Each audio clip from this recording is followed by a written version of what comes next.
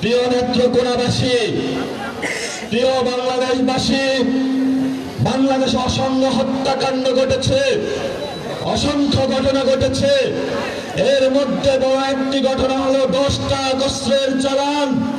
যদি অস্ত্র হ্যান্ডেলিং করতে না পারেন তাহলে নিয়ে আসেন কেন আপনি?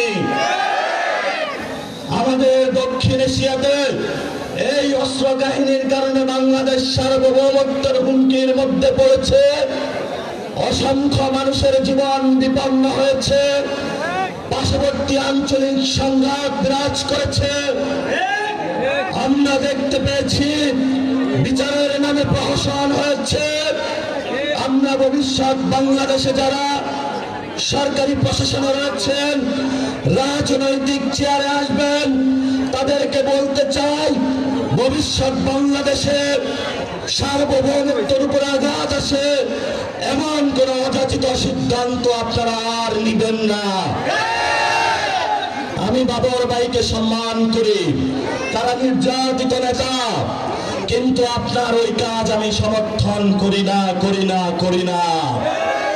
আপনার এই কাজের কারণে বিএনপি ক্ষমতায় আসতে পারে নাই। হাসিনার মতো একজন খুনি ফ্যাসিস্ট ক্ষমতায় এসেছিল।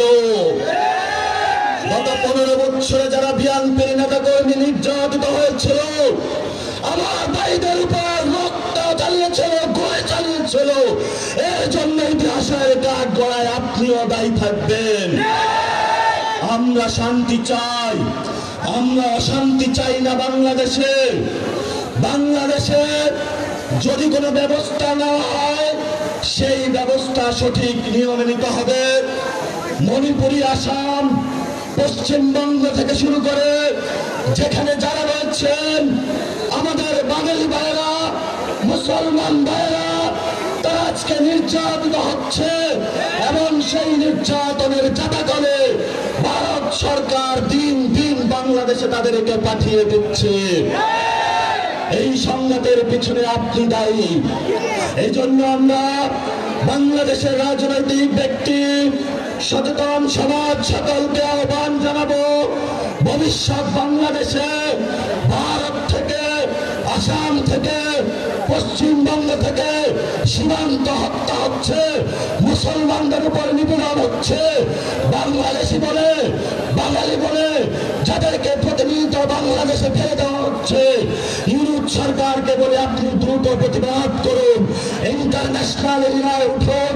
আপনি যদি এই প্রতিবাদ লিপি না পাঠাতে পারেন, আপনার লেজিটিমেসি বাংলাদেশের মুসলমান, বাংলাদেশি, বাঙালিদেরকে ব্যর্থতার দায় হিসাবে নিরাপত্তার জন্য আপনাকে ইতিহাসের কাঠ গড়ায় দাঁড়াতে হবে।